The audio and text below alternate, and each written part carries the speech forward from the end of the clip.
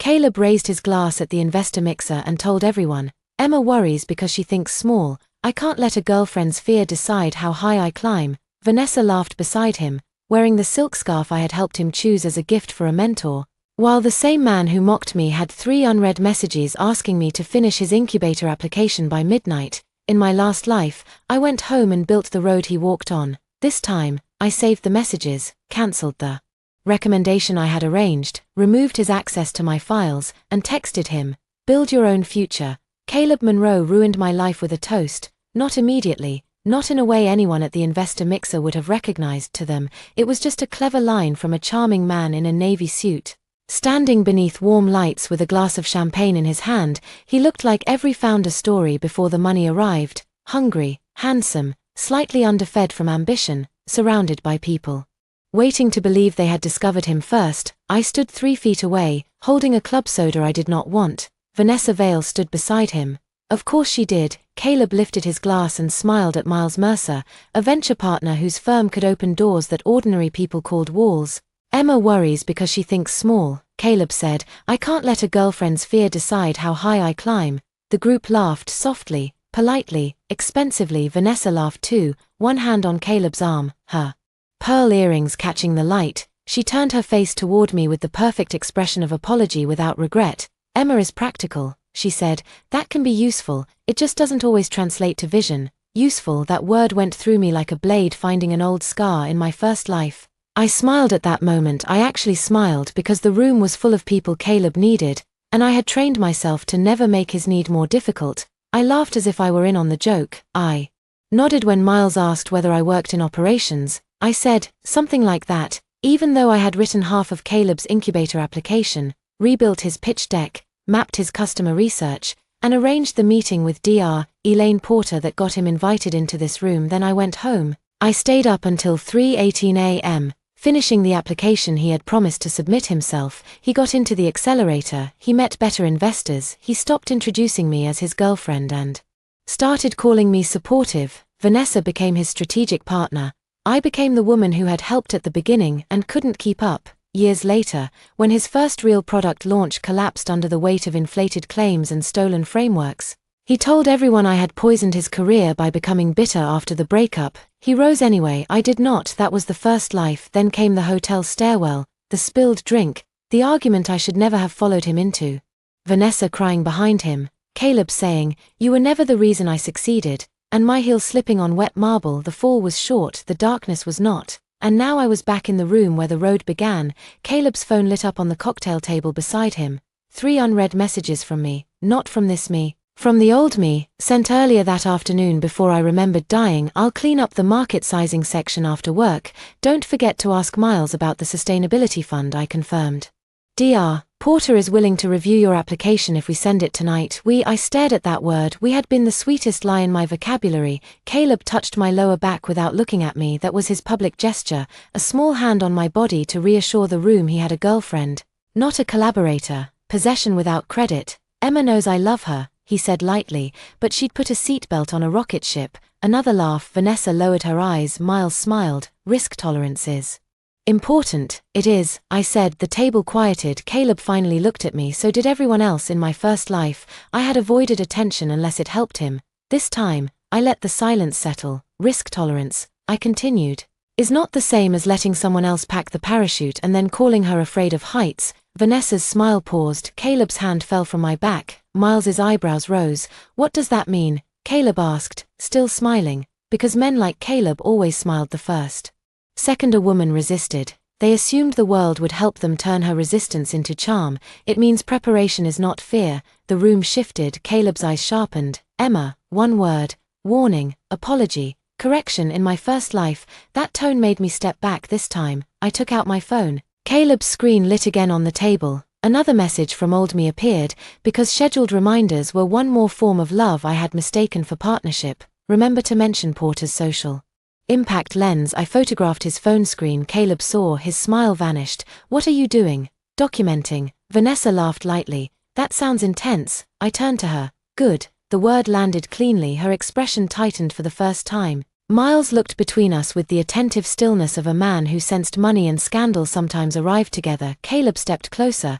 Can we not do this here? No. His jaw flexed. Emma, you're embarrassing yourself. There it was, the sentence that had ruled me. Embarrassment was how Caleb managed me in public. Selfish was how he managed me in private. Emotional was how Vanessa managed the aftermath. I set my club soda on the table. Actually, Caleb, you embarrassed me. I'm correcting it. The group was fully silent now. I looked at Miles. For clarity, the incubator application Caleb mentioned was drafted from research I built, with a mentor introduction I arranged, using a pitch framework from my client strategy archive. I am no longer participating in that application. Caleb went pale. Vanessa's eyes flashed. Miles looked at Caleb. Is that true? Caleb laughed once. It sounded terrible. Emma helps with wording sometimes. She's making it sound more dramatic because she's upset. I am upset, I said. That doesn't make me inaccurate.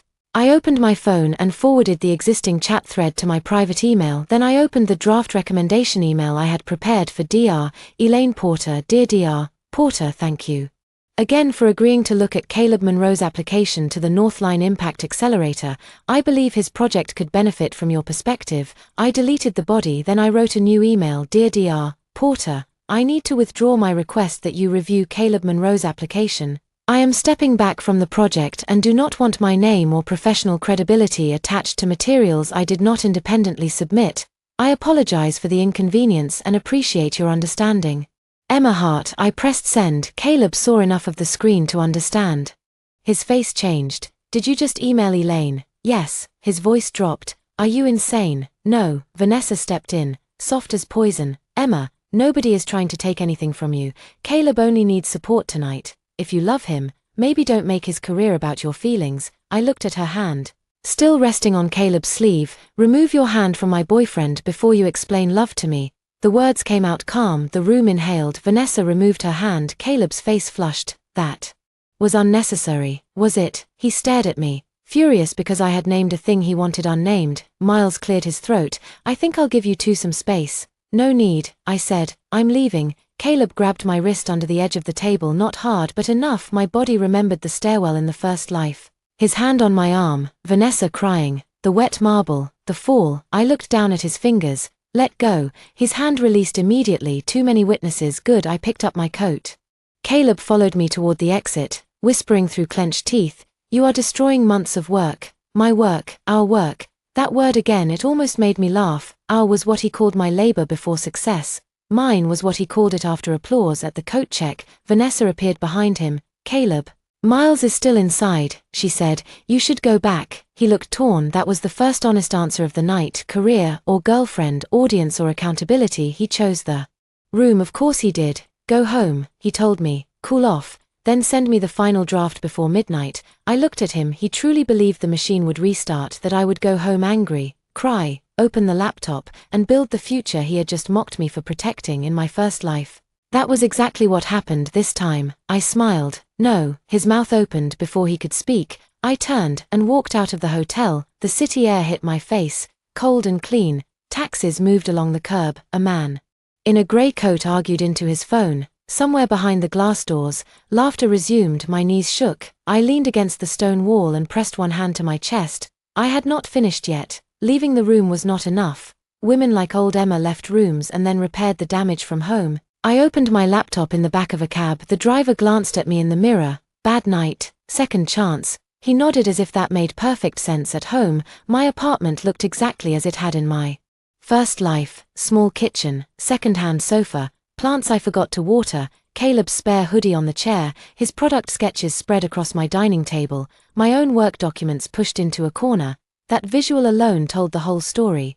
His future had taken over my furniture. I changed the Wi-Fi password first, then I opened every shared file. Northline Impact Accelerator application. Remove Caleb Monroe. Editor. Remove Vanessa Vale. Viewer. Change link access. Restricted. Pitch deck version 7. Make a copy. Rename. Emma Hart Original Framework Archive. Remove Caleb Monroe. Remove Vanessa Vale. Market Research Model. Export version history.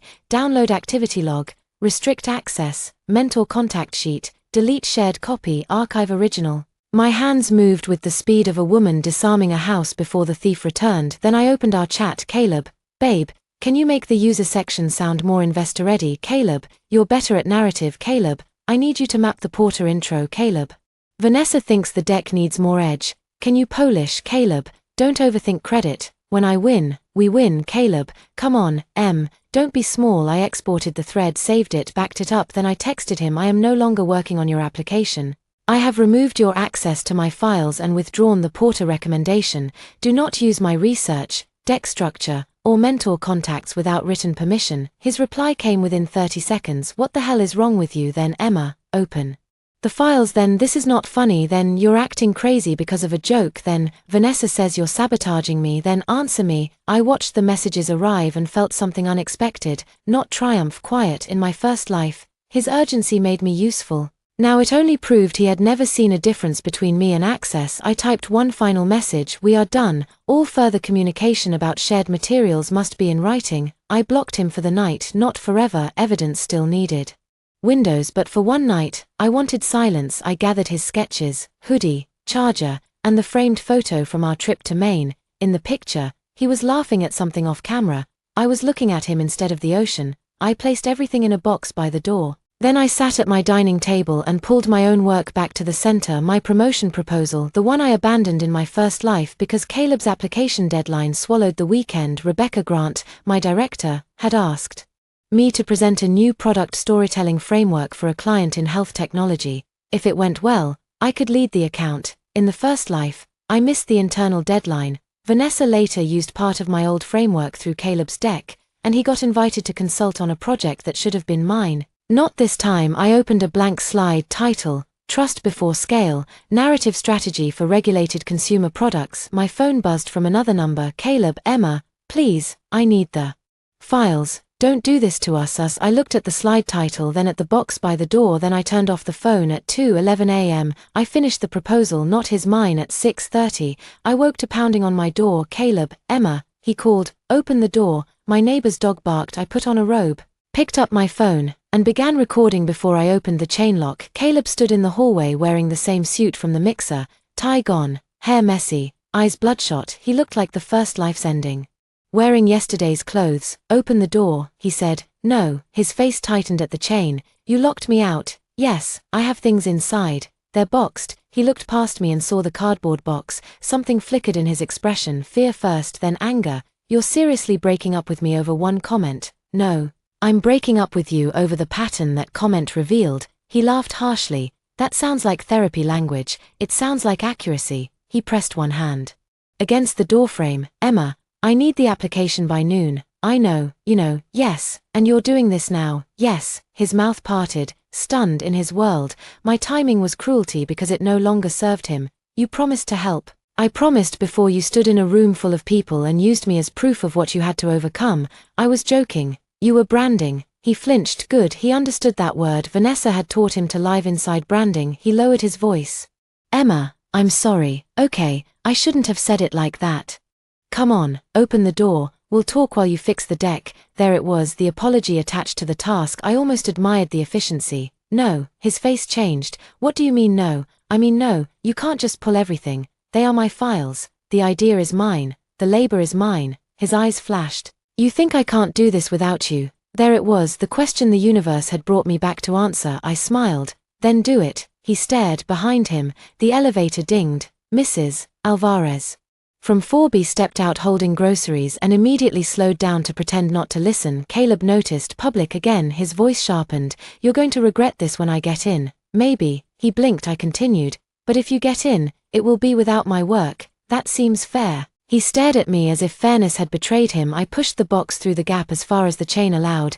Take your things. He did not move. Emma, no, baby, no, please. That one hit somewhere old, not deep enough. No. He picked up the box for a second. His anger cracked. What happened to you? I thought of the stairwell, the fall, the years of being called supportive until I disappeared. I remembered myself. He frowned. I closed the door. The sound of the lock sliding into place was the first applause of my second life. At 8:03 a.m., Dr. Elaine Porter replied to my email. Dear Emma, thank you for letting me know. I appreciate your clarity. I will not review or endorse materials related to Caleb Monroe unless they come through an appropriate professional channel and include clear attribution. I hope you are well, Elaine. I read it twice, not because the words were dramatic, because they were sane. In my first life, sanity arrived too late. By the time I realized Caleb had used my name to access rooms, those rooms had already introduced him to better rooms. Dr. Porter became his mentor, Miles became his investor contact, Vanessa became his strategist.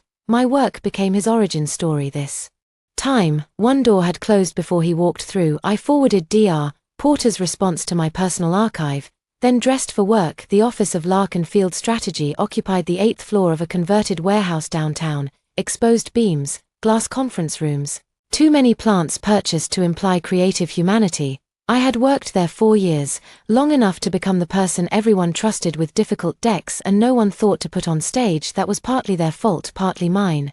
I had been excellent in the shadows because shadows let me leave early to rescue Caleb. No more. Rebecca Grant, my director, looked up as I entered the Monday leadership prep meeting.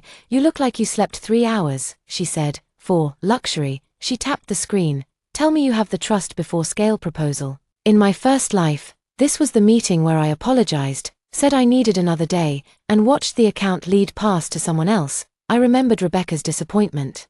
Not cruel, worse, accurate this time. I plugged in my laptop. I have it. The screen filled with my title slide. For the next 20 minutes, I spoke without mentioning Caleb, Vanessa, or the fact that my entire romantic life had detonated before breakfast. The proposal was good. I knew because the room stopped multitasking. Trust before scale framed product storytelling for regulated consumer markets, health tech, financial tools, safety platforms, instead of rushing to promise transformation. Companies needed to earn credibility through proof architecture, data transparency, user stakes, risk acknowledgement, and emotional clarity. Rebecca leaned forward halfway through. When I reached the final slide, she said, "This is the strongest framework you've brought me." I almost said, "It was supposed to be stronger. I was supposed to be stronger years ago." Instead, I said, "Thank you." She looked at the team. "I want Emma leading the Holbrook Health pitch." The room nodded. Just like that, door opened, not because someone gifted it, because I showed up with my own work. After the meeting, my phone buzzed. Unknown number. Vanessa. Emma, this is getting childish. Caleb is trying to submit to Northline today. Whatever happened between you two, don't drag professional people into a breakup. I laughed out loud in the hallway. A junior strategist passing by looked startled. "Sorry," I said. "Bad comedy." I replied, "Do not contact me about Caleb's application. Any use of my materials requires written permission and attribution." She answered immediately, "Your materials? That's a reach." I screenshotted it, then I wrote, "Good, then he won't need them." No reply. At lunch, Mia Chen met me at a noodle shop 2 blocks from the office. She was my oldest friend, a freelance UX researcher with blunt bangs, sharper instincts, and the moral patience of a matchstick. In my first life, she warned me about Caleb so often I started lying to her to avoid hearing the truth. This time, I told her everything. Not the rebirth, not yet, but the toast, the files, the door, the emails. Mia listened while stirring chili oil into her noodles. When I finished, she said, "I would like to state for the record that I have hated him since the day he said your job was adjacent to innovation." I smiled despite myself. He said that once. He said it in front of me, therefore, he said it forever. Then her face softened. "Are you okay?" "No." "Are you tempted to help him anyway?" I looked down. Mia did not gloat. That was why I loved her. "Yes," I admitted, "because you miss him, because I know exactly what he needs to fix the application." She groaned. "Emma, I know, no, I need you to really know, that urge is not love, that is withdrawal from being useful." The sentence landed hard. Useful had been my drug. Caleb's panic gave me purpose, his deadlines gave me urgency, his gratitude, when it came, gave me warmth. His success felt like proof that my sacrifices had meaning. Without him needing me, I had to ask what I wanted. That was more frightening than heartbreak. Mia reached across the table and took my hand. "You are allowed to let him be bad at his own life." I closed my eyes. In my first life, I never allowed that. Every time Caleb was unprepared, I filled the gap. Every time he misunderstood a client, I translated. Every time he panicked before a meeting, I built the script. Every time he forgot to thank me, I told myself love did not keep receipts. Love should not keep receipts. Exploitation counts on that. After lunch, I went to Dr. Porter's office, not because she requested it, because I needed to look one of the doors in the face and close it cleanly. Her office was on the top floor of the Civic Design Institute, a non-profit think tank where she advised startups on ethical impact. Books lined the walls, papers covered the desk, a framed poster behind her read, Scale is not a moral argument. I had loved that poster in both lives. Emma, she said, greeting me warmly, come in, thank you for seeing me. She gestured to a chair. Your email sounded restrained in a way that usually means the opposite. I sat. I need to make sure my professional relationship with you is clean. Her expression sharpened with interest. Clean how? I introduced Caleb to you because I believed in his work. That belief was based partly on materials I helped build. I am no longer involved, and I don't want him implying my endorsement continues. Dr. Porter nodded slowly. Has he done that? Not yet in writing, but he may. Then you were right to withdraw. I took a breath. There is more. I opened my laptop and showed her the version history for the Northline application framework, my drafts, my comments, Caleb's responses, Vanessa's viewer access, the market narrative I built. Dr. Porter read quietly. This is substantial work, yes. Was there an agreement about credit? No. Why not? The question was not accusatory. That made it harder. I looked at the poster behind her, because he was my boyfriend, and I thought asking for credit made love smaller. Dr. Porter's face softened, but her voice stayed practical. Love does not require professional invisibility. I wrote that sentence down after I left in the meeting. She continued, I will not review his materials. I will also be careful if his name comes up at Northline.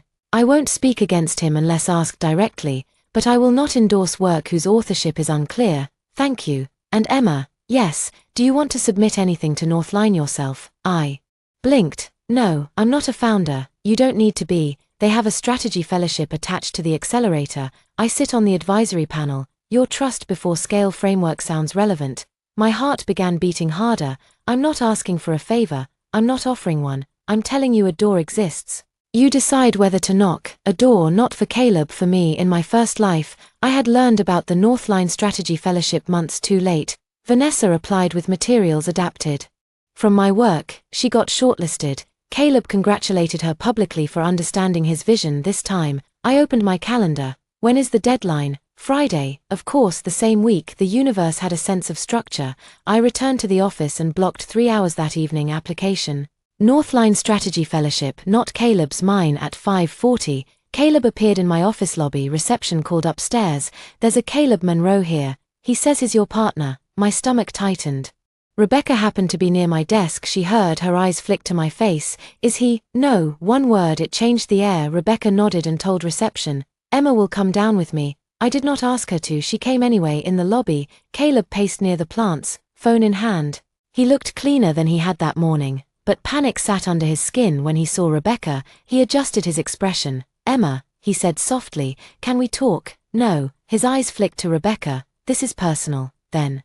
Why are you at my workplace? His jaw tightened. Rebecca stepped forward. I'm Rebecca Grant, Emma's director. If this relates to professional materials or workplace access, it is not personal. Caleb's charm activated. Of course, I apologize. I just need to resolve a misunderstanding.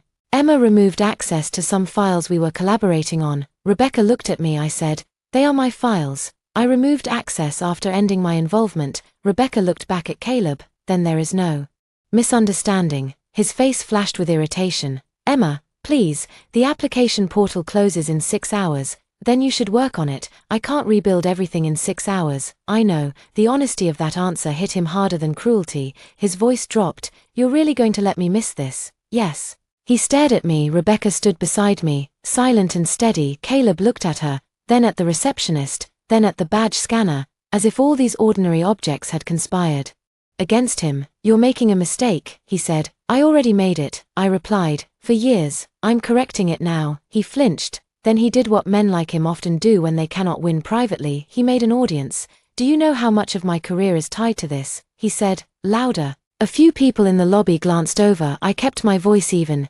Yes, that is why you should have built it on your work. His mouth closed. Rebecca's eyebrows rose slightly. Caleb saw it. Embarrassment landed, not mine. His. He stepped closer. I loved you. The words entered me and found the old wiring. For one dangerous second, I saw our good days. Caleb making pancakes in my kitchen. Caleb sketching product ideas on napkins while I laughed at his terrible handwriting. Caleb asleep on my sofa after working late. One hand reaching for me even in dreams. Caleb saying, you make me brave. Before I understood he meant, you make consequences softer. I loved you too, I said. His face changed. Hope I ended it, but love was not a license to use me without credit. He looked down when he spoke again. The anger was gone. I don't know how to do this without you. There it was, the first honest thing. I felt compassion, then I placed it carefully outside my boundaries.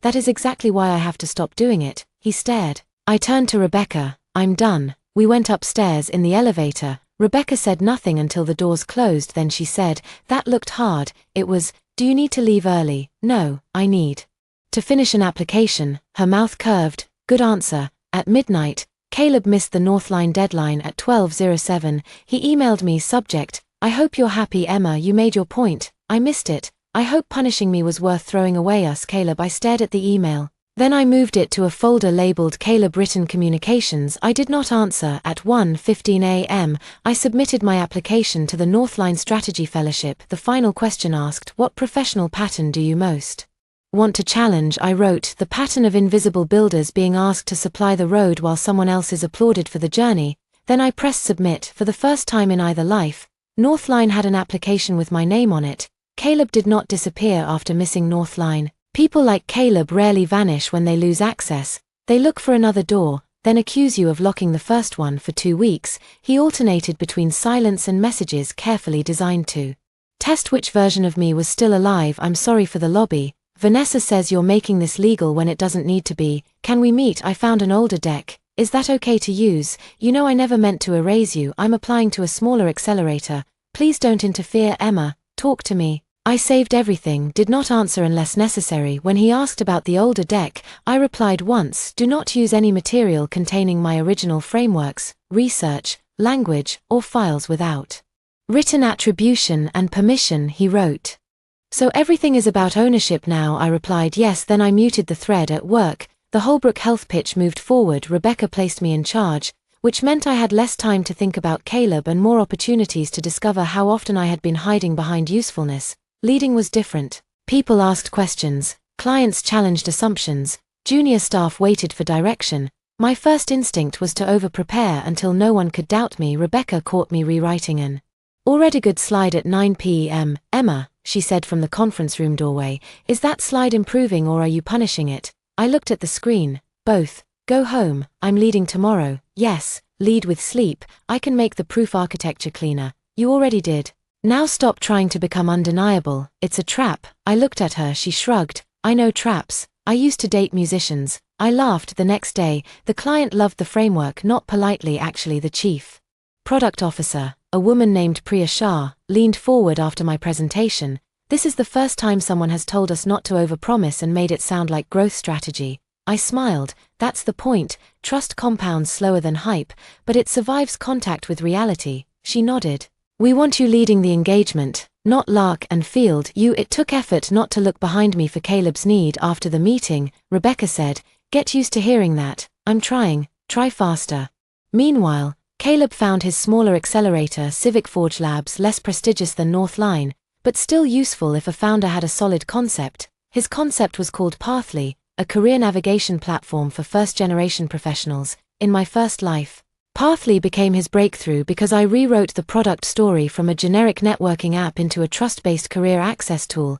I built the entire ethical positioning, not AI tells you who to meet, but transparent pathways through hidden professional systems. He had loved it, then he forgot I wrote it. Now he was trying to pitch Pathly without me. Mia sent me the event link. Are we watching? She asked. No, you said that too quickly. I have work, you have trauma with calendar invites. I also have work. She softened. Emma, you don't have to prove you're over him by ignoring information that could affect you. She was right. Caleb had already implied my refusal harmed him. Vanessa had already questioned ownership. If he used my work publicly, I needed to know, so I registered for the Civic Forge virtual pitch showcase under my own name. No hiding if they saw me. Good. The event streamed on a Thursday afternoon. I watched from a small conference room at Larkin Field, notebook open, screen recording active. Caleb appeared third. He looked good. That hurt less than I expected and more than I wanted. He wore a black crewneck and spoke against a clean white backdrop. Vanessa was listed as strategic advisor on the title slide. There it was. Of course, the first minute was shaky but passable. Then he reached the problem statement. Career success, he said, is not about talent alone, it's about access to invisible pathways. My pen stopped. Invisible pathways, that was my phrase, not common enough to ignore, not alone enough to sue, but mine in context. He continued. Pathly creates trust before scale by mapping the relational infrastructure behind opportunity. Trust before scale, my framework. Title: My pulse slowed, anger, disciplined, becomes documentation. I wrote down the timestamp. He stumbled on the product mechanics. The data model did not match the ethical claim. The user journey contradicted the access framework, without the deeper structure I had built. His pitch was a beautiful hallway leading nowhere. The judges noticed. One asked, "How do you prevent this from becoming another platform that advantages users who already understand professional norms?" Caleb blinked. "That's where our trust layer comes in. Can you define that?" He glanced off screen. "Vanessa, perhaps. Trust is built through verified mentor pathways and opportunity maps." The judge frowned. "How are those verified?" Caleb looked down. The silence stretched. In my first life, I had prepared answers for that exact question. Community validation, transparent mentor criteria, bias audits, user-controlled recommendation trails, no opaque ranking. He did not have them. Another judge asked, "Your ethical framing is strong, but it feels disconnected from the product architecture. Who developed the framework?" Caleb hesitated. I leaned closer to the screen. He said, "It was developed collaboratively in early research." Collaboratively, the word had no name. Vanessa appeared during the Q&A, smiling with professional confidence. "We've been refining this for months," she said. "The core insight came from observing how emotional support affects career mobility. Emotional support, my life reduced to a bullet point." I downloaded the transcript after the event, then I opened my archive. Trust before scale proposal, created before the mixer, original Pathly notes from my private folder, chat from Caleb asking me to make the career thing sound less like a LinkedIn clone,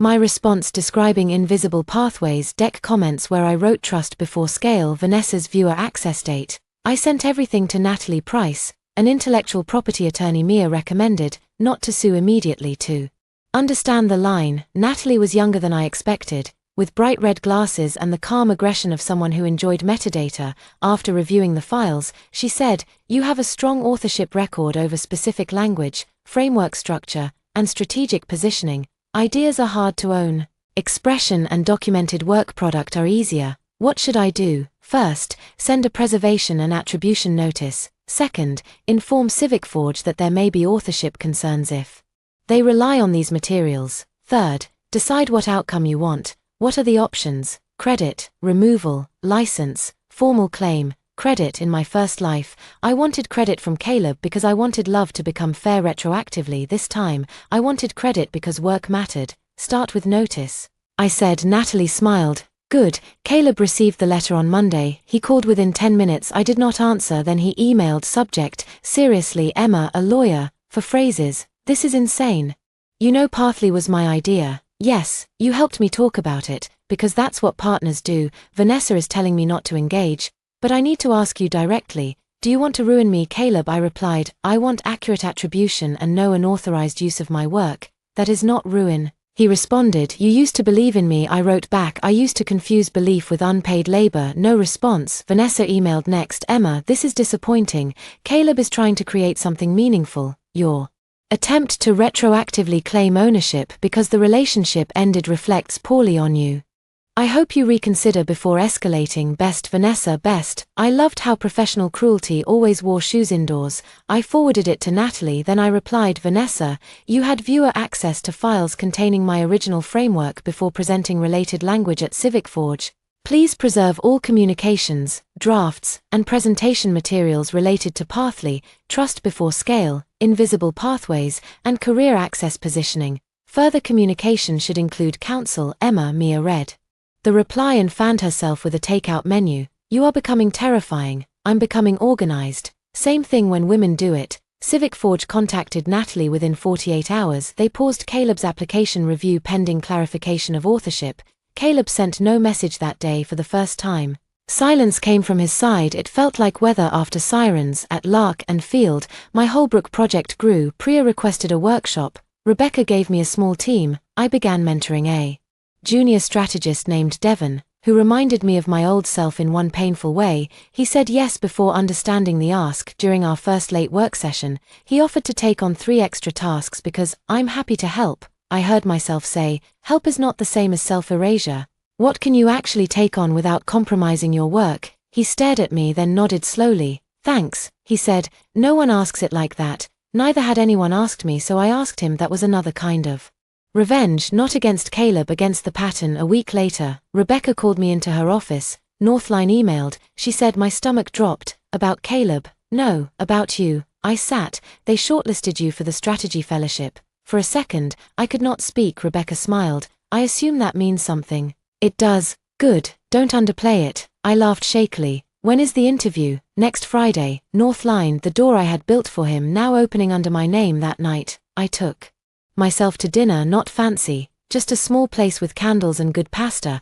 I brought a notebook and wrote interview answers between bites. Halfway through, my phone buzzed. Caleb, no greeting. CivicForge paused me because of you. I looked at the message, then another. Vanessa says this is temporary, but mentors are asking questions. Then I hope this was worth it. I set the phone down. Across the restaurant, a couple laughed over wine. A waiter carried plates to the bar. Life was full of people not waiting for Caleb to understand causality. I typed, CivicForge paused you because you presented work with unclear authorship.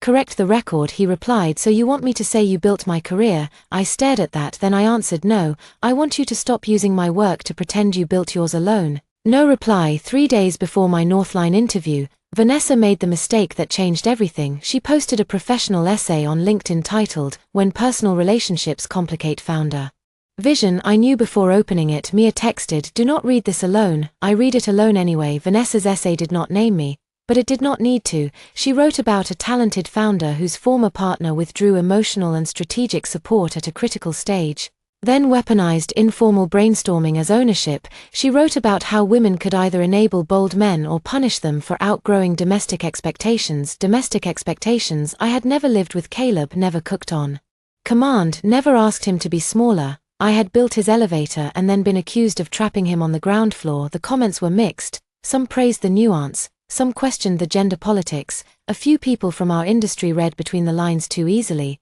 Then Rebecca sent me a screenshot. Priya Shah, the Holbrook client, had commented, this framing seems dangerous. Strategic labor is labor.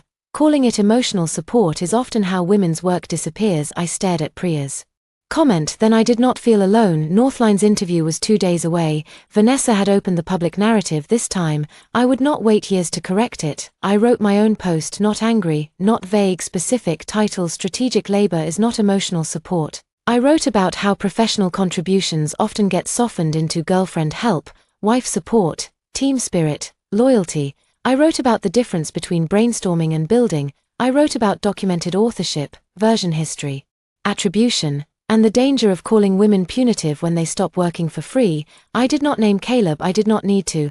I attached a redacted example of file version history showing how ideas become frameworks through labor. The post spread fast. By morning, Dr. Porter had shared it. Rebecca commented with support. Priya shared it with the line, this is required reading for anyone using the word support near unpaid strategy work. Mia sent me voice messages that were mostly screaming. Caleb sent nothing. Vanessa deleted her essay. CivicForge formally requested that Caleb resubmit his pitch with clear attribution or remove contested language.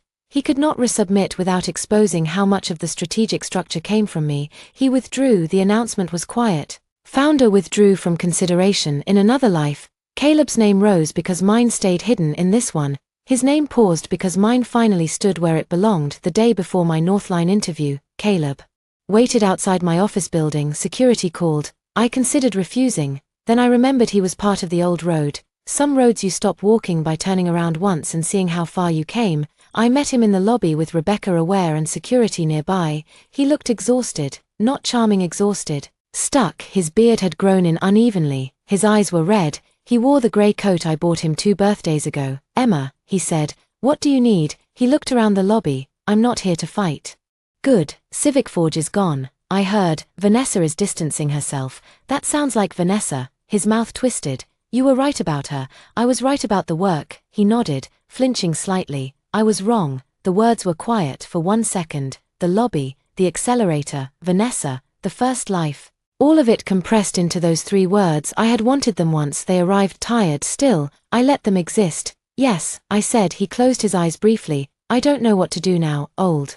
Emma would have stepped forward. New Emma stayed still. Figure out what is actually yours, I said. He opened his eyes. That's not helpful. It is. It's just not labor I'm doing for you. His face crumpled and hardened at the same time. I'm stuck. There it was, the title of his consequence, not ruined, not destroyed. Stuck without my frameworks, he could not pitch without Vanessa's polish, he could not spin without Dr. Porter's borrowed credibility, he could not enter the rooms he expected. He was standing in the exact place where his own work ended. I know, I said. He looked at me as if I had become cruel by refusing to become a ladder. Can you help me rebuild? He asked. No, his breath caught, not even as a consultant. I'll pay. No, Emma, no. He looked down. Because of what I did, because I'm not interested in carrying your career anymore. Paid or unpaid, he nodded slowly, but pain moved through his face. I miss you, he said. I believed him, that was the hardest part. I miss who I thought we were, I said. He looked up, but that version required me to stay smaller than my own work. He had no answer. Good. Some truths are not prompts. I went upstairs and finished preparing for my Northline interview the next day. When the panel asked why I applied, I did not mention Caleb. I said, because I have spent years learning how invisible work becomes infrastructure, and I want to build systems where the people who create the road are not erased by the people who travel it. Dr. Porter was on the panel. She did not smile, but her eyes warmed. 2 weeks later, Northline offered me the fellowship, not Caleb. Me. The Northline fellowship did not change my life overnight. That disappointed people. They like transformation to arrive with dramatic music, new clothes, a better apartment, and a man watching from across a room realizing he lost a diamond. Real change arrived as calendar invites, orientation packets, tax forms, a non-disclosure agreement, a Slack workspace, 3 research calls before 10 a.m., a stipend that was good but not magical, a line in my bio that made people stop describing me as adjacent to innovation. I kept my job at Larkin Field part-time with Rebecca's support and began working with Northline on ethical market entry frameworks for early-stage social impact products. The work was hard in a way that made me sleep deeply. No one asked me to rewrite their ambition at midnight and then smile while they took credit. My name appeared on the first internal memo, Emma Hart, Strategy Fellow. I stared at it longer than I should have. Mia saw the screenshot and replied, print it, frame it, sleep beside it if necessary. I did not sleep beside it, I did print it. Meanwhile, Caleb's career became quiet. Quiet is dangerous for men who confuse attention with progress. Pathless website stayed live but unchanged. His posting slowed. Vanessa appeared on panels with other founders. She no longer mentioned him. CivicForge never reinstated his application. Northline did not consider him because the deadline had passed, and Dr. Porter had no reason to reopen it. He was not blacklisted. That would have made him a victim. He was simply no longer being carried into rooms, and without that, he had to knock like everyone else. 3 months after the investor mixer, Northline hosted a public summit called Building Trust in Early-Stage Innovation. I was scheduled to present a short talk on proof architecture and invisible strategic labor. The attendee list arrived 1 week before the event. Caleb Monroe was registered. Vanessa Vale was listed as a pain list on founder narrative and scaling identity. I stared at the names. Mia, sitting on my sofa eating chips, leaned over. Oh, that is disgusting and narratively convenient. I can ask Northline to adjust. Do you want to? I thought about it. In my first life, I adjusted myself constantly to avoid discomfort, changed seats, changed tone, changed topics, changed deadlines, changed rooms. This stage was mine. No, I said. Good. Wear black. I'm not dressing for war. Fine. Wear cream and commit psychological violence. I wore deep blue. The summit took place in a converted train hall, all steel beams and natural light. Founders, investors, strategists, and non-profit leaders milled around with badges and coffee. The Northline logo glowed on a screen behind the main stage. I arrived early to test slides. Dr. Porter reviewed the schedule beside me. Are you aware Caleb Monroe is attending? Yes. And Vanessa Vale is speaking later. Yes. Do you need anything adjusted? No. She looked at me over her glasses. Good, but if anyone uses this stage to launder a personal narrative, I will enjoy stopping them. I smiled. I'll try not to deprive you. My talk was scheduled before Vanessa's panel. I stood backstage, listening to the moderator introduce me. Emma Hart is a strategist whose work focuses on proof architecture, ethical product storytelling, and the recognition of invisible labor in early-stage ventures. My work, my focus, my name. I walked onto the stage. The lights were bright enough to erase the first few rows, but I saw Caleb anyway. He sat near the middle, shoulders tense, eyes fixed on me. Vanessa sat closer to the front, smiling at her phone. I began. Every early-stage venture tells a story before it has proof. I said, that is not inherently dishonest. Vision matters, but when the story outruns the evidence, someone pays the difference. The room quieted. sometimes users pay, sometimes employees pay, sometimes partners, spouses, friends, and invisible collaborators pay. They fill the gap between what the founder can prove and what the founder wants the world to believe. I clicked to the first slide, proof before performance. I spoke about frameworks, documentation, authorship, attribution, and ethical collaboration. I used anonymized examples. I did not name Caleb. I did not need to. The work was larger than him now. Then came the slide titled, Support is not a substitute for credit. I saw Vanessa shift in her seat. Good.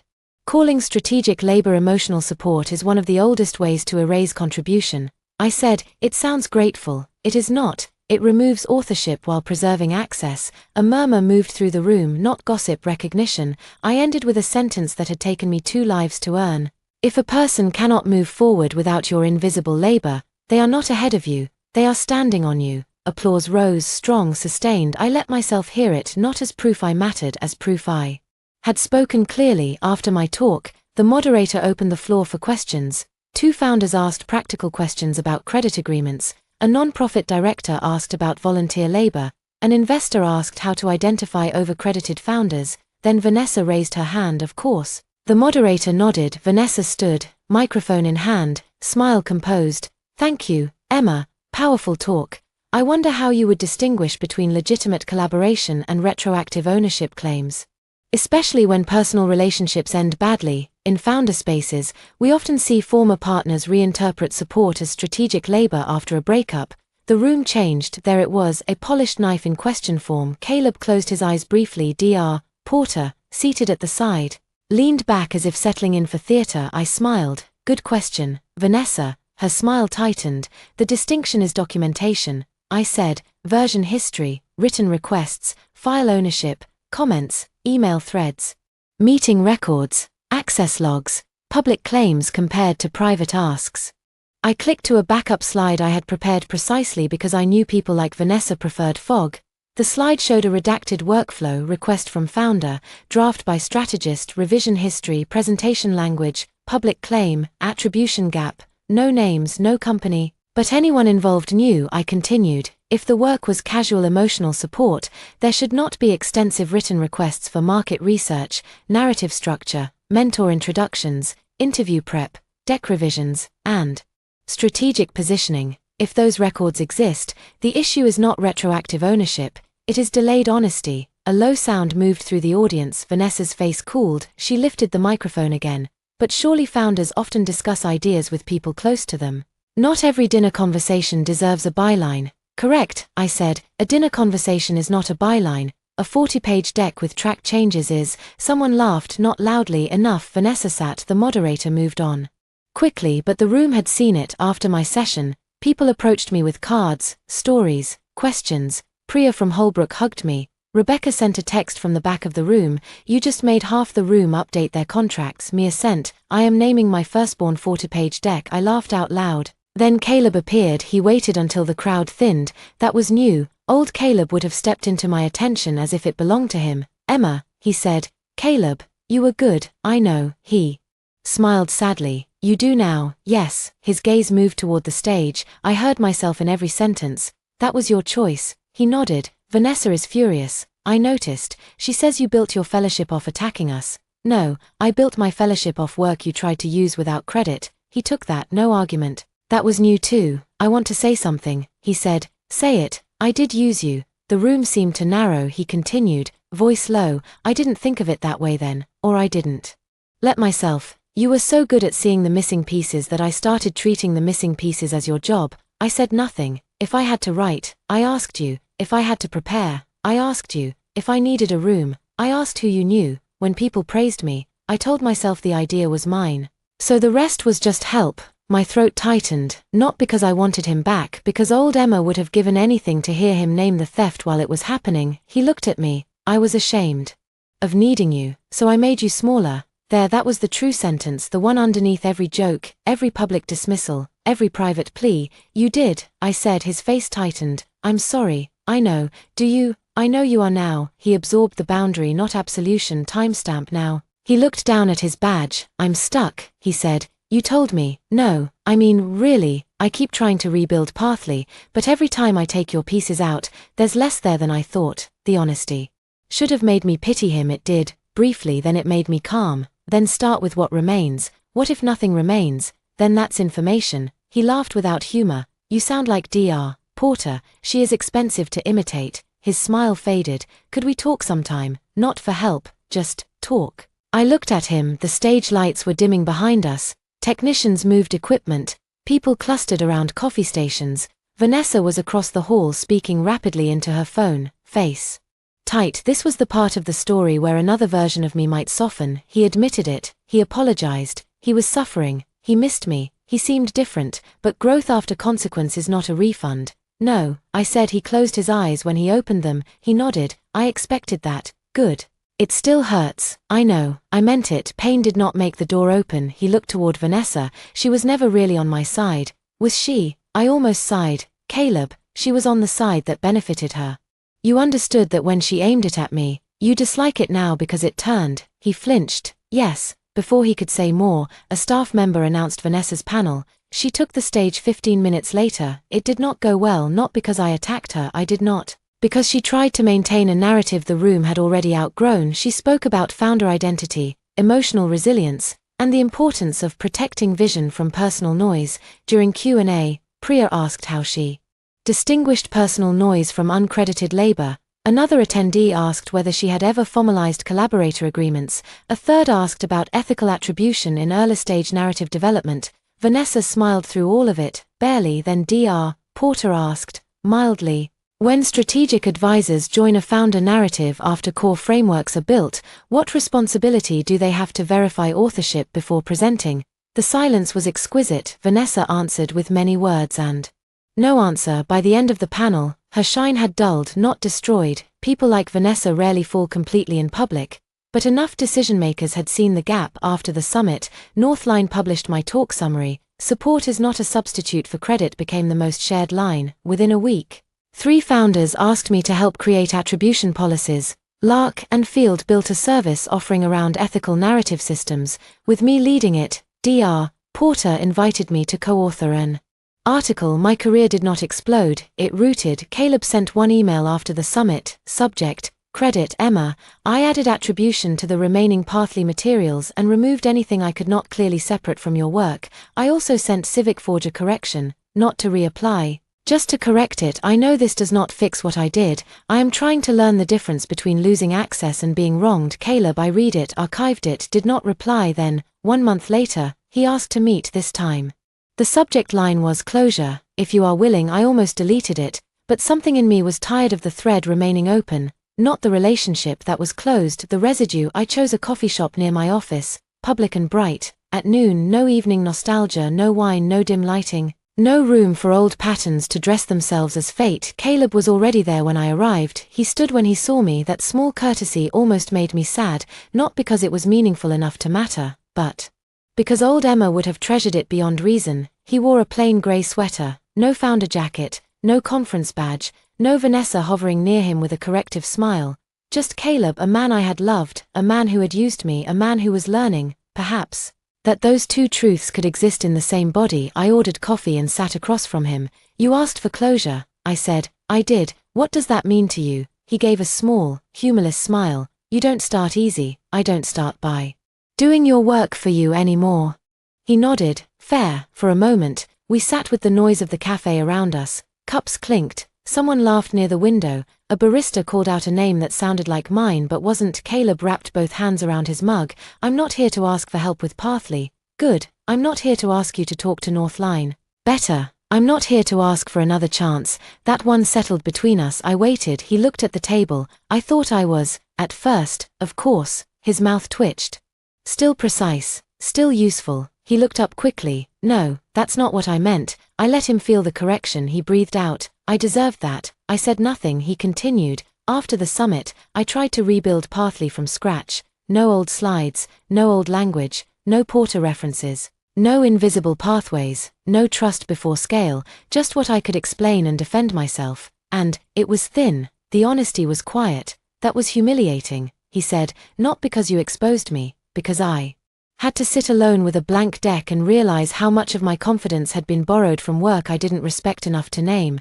I listened, not leaning in, not rescuing, just listening. He looked older than he had months ago, not dramatically, but the boyish shine was gone. Maybe that was good.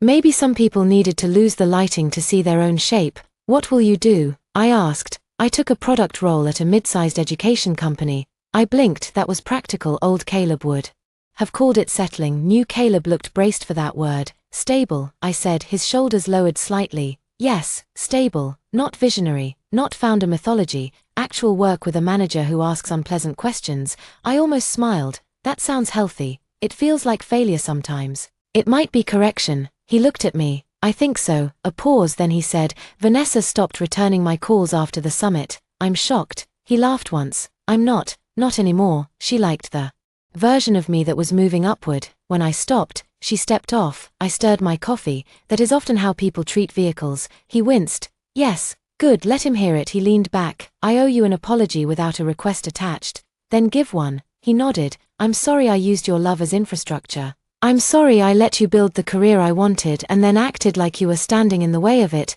I'm sorry I called you small when you were the only reason my ideas ever became clear. I'm sorry I let Vanessa make you sound bitter because it protected my ego. And I'm sorry I came to your workplace, your apartment, your professional life, asking for access after you said no. The words were specific, late but specific. I looked out the window. Traffic moved past. Ordinary people carrying ordinary burdens. No one outside cared that a woman in a coffee shop was hearing the apology that once might have changed her entire life. That was how healing worked sometimes. The thing you wanted arrived after you no longer needed it. Thank you, I said. His eyes searched mine. I did not offer more. He swallowed. I still love you. There it was, the final test, not cruel, not strategic, maybe, just true in the limited way Caleb understood truth now. I felt the old echo. A younger me sitting beside him at midnight, writing better sentences for his future, hoping he would one day look up and see me. He was looking now. The tragedy was that I had already left the desk. I believe you, I said. His face changed. Hope, small, dangerous, human. I ended it gently. But your love arrived carrying too many invoices. He closed his eyes when he opened them. They were wet. I know. I loved you too, I said, in a way that made me disappear from my own calendar. He let out a breath. I saw that too late. Yes, I wish I could go back. My hand tightened around the mug. I could have told him I did go back. I went back to the night you laughed at me in front of the people whose approval you wanted more than my dignity. I went back to the moment before I built your road. I went back, Caleb, and the first thing I did was stop loving you with my labor, but that truth belonged to me. You can't, I said. No, I can't either. He nodded slowly. There was peace in that, pain too, but peace. He reached into his bag and took out a folder. My body tensed. He noticed. It's not a pitch. Good, it's a list of materials I removed or credited. I wanted you to have a copy. He slid it across the table. I opened it. Pathly site copy, removed. Civic Forge pitch deck, withdrawn. Northline draft language, deleted. Framework references, credited to Emma Hardware, retained in private archive. Mentor intro, no longer represented as active. Public correction sent to Civic Forge and Dr. Porter. It was not dramatic, it was maintenance that made it more meaningful than any speech. Thank you, I said. I should have done it without needing consequences. Yes, he smiled sadly. You don't soften anything. I softened too much before, right? We sat in silence. Then he said, will you ever forgive me? I thought about it. Forgiveness had been another tool I misunderstood in my first life. I thought forgiving meant reopening access. I thought it meant proving I was generous enough to love without residue. Now I knew forgiveness, if it came, would be private. It would not be a bridge. Maybe, I said, but it won't involve you. He absorbed that with visible effort. Then he nodded. I hope your career becomes everything you wanted. I smiled faintly. It already became mine. That matters more. His eyes shone again. Yes, he said, it does. We left the coffee shop separately. No hug, no promise, no final touch for old time's sake. Outside, sunlight struck the sidewalk after a morning of rain. Caleb stood near the curb, looking like he wanted to say one more thing and finally understood that wanting was not a reason. Goodbye, Emma. Goodbye, Caleb. He walked east, I walked west. That was the whole ending. Not cinematic, correct. The months after that were not simple, but they were clean. Clean does not mean easy. It means the mess belongs to you. My Northline work expanded. The article with Dr. Porter was published under both our names. Lark and Field promoted me to Director of Ethical Narrative Strategy. A title Rebecca said sounded both intimidating and grant-funded. Priya's company renewed our engagement. Devon started asking for realistic workloads before saying yes, which felt like watching a plant recover from bad soil. Mia threw me a promotion dinner. She gave a toast to Emma, she said, lifting her wine, who stopped being a ladder and became architecture. I laughed, then cried in the restaurant bathroom because joy, when you are not used to keeping it, can feel like panic at first. I moved into a slightly larger apartment 6 months later, not because I needed to prove success, because I wanted a real dining table. The first night, I placed my laptop on the table. Then closed it. No Caleb sketches, no borrowed urgency. No midnight rescue, just polished wood, a bowl of lemons, and a stack of books I bought because I wanted to read them slowly. One Saturday, I found the old folder from the first night of my second life, screenshots, messages, access logs, the original draft recommendation to Dr. Porter, the box photo of Caleb's things by my door. I sat on the floor and looked through everything, not because I needed anger, because I wanted to remember the first boundary as clearly as people remember first love. Build your own future. At the time, I meant it as a refusal. Now I understood it as a blessing too, for him, for me, for every person who had ever mistaken carrying someone for walking beside them. I archived the folder to an external drive, labeled it closed, and put it away. That evening, I hosted dinner for Mia, Rebecca, Devon, and 2 friends from North Line. We ate at the new table. We talked about work, bad dates, city rent, books, and whether ethical narrative strategy sounded like something a villain would claim to do before taking over a government agency. No one asked me to fix their life, no one called me small,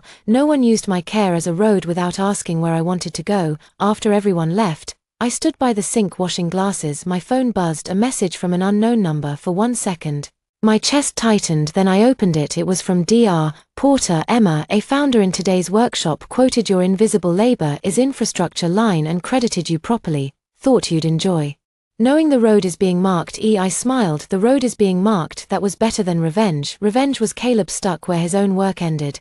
Justice was my name appearing where my work began.